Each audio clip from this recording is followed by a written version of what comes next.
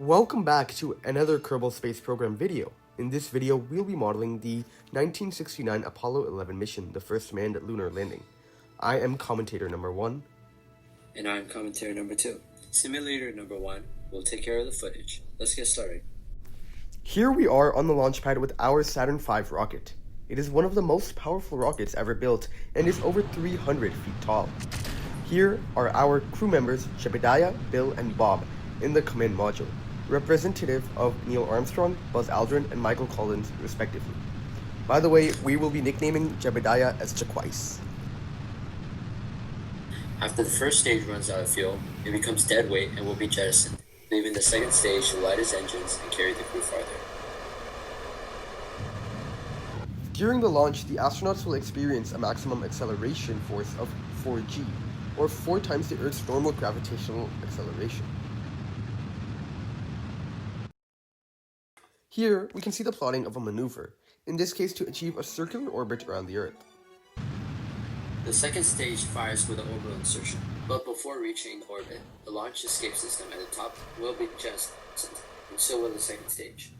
Next, we must plot the maneuver to the moon. To get there, we need to fly an elliptical transfer orbit whose apogee intercepts with the moon. To raise its apogee and achieve this orbit, the spacecraft needs to fire its engines to accelerate. This burn is known as the translunar injection, and it will set the astronauts on a 4-day coast to the moon.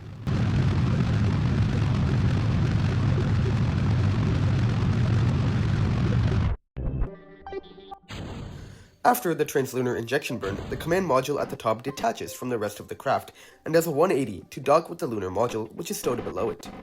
The reason the lunar module is stowed underneath the command module during launch is to allow the command module to escape with the crew inside in case of an emergency during launch.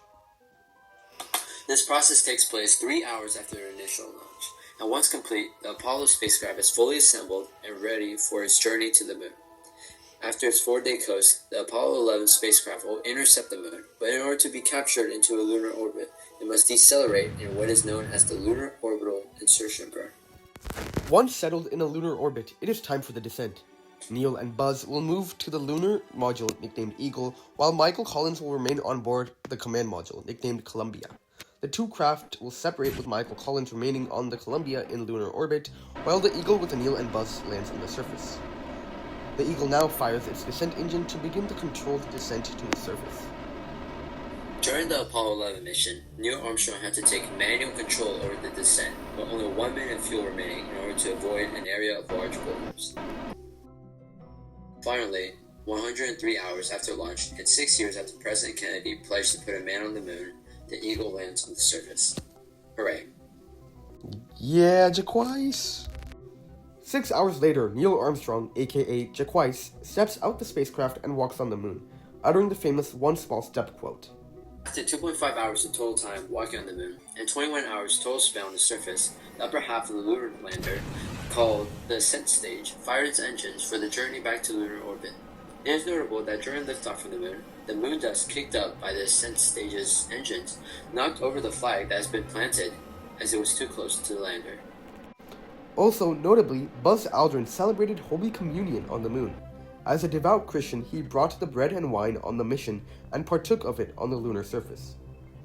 After liftoff, the next objective would be to rendezvous and dock with the Columbia, which was still in lunar orbit waiting for them.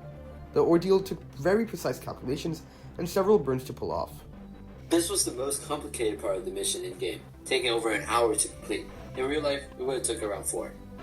After the docking, Neil and Buzz reunited with Michael and transferred all of the surface samples into the Columbia. Before Apollo 11 can undergo the trans-Earth injection burn to send them home, they jettisoned the Eagle as it has become dead weight. The return trip took another 4 days, in which the astronauts performed navigation tasks, monitored systems, took pictures, and listened to music. Fun fact, on Apollo 12, the next mission, a journalist bet $500 that the astronauts couldn't say anything they wanted to when they stepped onto the moon, and that NASA had scripted their words. To prove that wrong, when Commander Pete Conrad stepped onto the moon, he said the words, "Whoopee." That may have been a small one for Neil, but that was a long one for me, referencing his height. Finally, it is time for the atmospheric re-entry. Just before re-entry, the service module, which has housed all of the life support systems and propellants, is just revealing the large abrasive heat shield that will protect the capsule from immense heat and plasma caused by frictional re-entry. It was during re-entry that the astronauts experienced the highest acceleration of their entire journey, topping off at nearly 7 Gs. That's a lot. At last, the capsule breaks through the clouds and deploys its parachutes for a soft landing in the Pacific Ocean. The successful Pioneer mission finally comes to a close, and for the rest of the Apollo program, everything goes perfectly.